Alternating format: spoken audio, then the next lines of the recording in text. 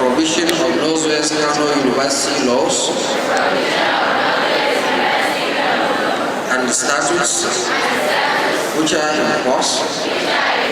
or which may be brought in force. Jami'ar Northwest da ke nan jihar Kano ta rantsar da sabbin ɗalibai da ta ɗauka wanda a karon farko yawansu ya zarta fiye da 7,570. Shugaban jami'ar Farfesa Muktar Tikurawa yayin da yake jawabi jim kaɗan bayan rantsar da sabbin ɗaliban babban magatakardar jami'ar Malam Ishaku Adamu ya ce a karon farko jami'ar ta ɗauki ɗalibai da yawan sai zarta fiye da 7,000 bayan hukumar share fagen shiga jami'ar ta ɗauki wasu matakan da ɗaliban suka samu sauƙin wajen neman shiga manyan makarantu da jami'o'i a faɗin ƙasar nan. Farfesa Muktar Tikurawa ya ƙara da cewa wannan yunƙuri da ƙarin ɗaliban ya biyo bayan irin yawan ƙarin ɗangayoyi da fannoni da aka samu a jami'ar, wanda yawansu ya kai zuwa guda 10 daga ɗangayoyi guda 5 da ya samu a jami'ar. Humanitarian Didactics and Public Administration.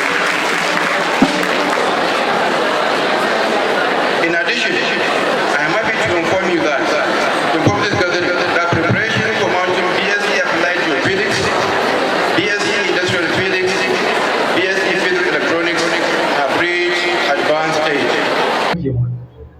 Farfesa Muktar Tikurawa wanda ya lissafo irin nasarar da aka samu a jami'ar tun daga lokacin da ya fara aiki a matsayin shugaban jami'ar ya ce ana sa ran a shekarar karatu mai zuwa za a sami ƙarin yawan ɗaliban da za a ɗauka ƙari da wanda aka ɗauka a wannan shekara bayan da aka samu ƙarin sabbin kwasa-kwasai da aka amince da a dinga yi a jami'ar musamman a ɓangaren koyar da aikin likita da sauran ɓangarori daban-daban. Shugaban jami'ar ya kuma ja hankalin ɗaliban da su guji shiga harkokin shaye-shayen miyagun ƙwayoyi da sata jarabawa da sauran laifuka da za a iya aikatawa a jami'ar. Sai sashin labarai da al'amuran yau da kullum ya lura da irin ɗimbin ayyuka da aka samar a jami'ar da nasarar da aka samu lokacin da shugaban jami'ar Farfesa Muktar Tikurawa ya fara aiki, wanda ya zama abin ci gaba da kuma abin koyi irinsa na farko.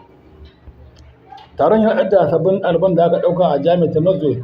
sun samu halartar mataimakin shugaban jami'ar akan harkokin gudanarwa da kuma mataimakin shugaban jami'ar akan harkokin koyar da koyarwa da babban magatakardar makarantar Malam Ishaku Adamu da shugaban sashen ɗaukan karatu da na jami'ar da shugaban sashen ɗakunan karatu na jami'ar da sauran shugaban sassa daban-daban a jami'ar.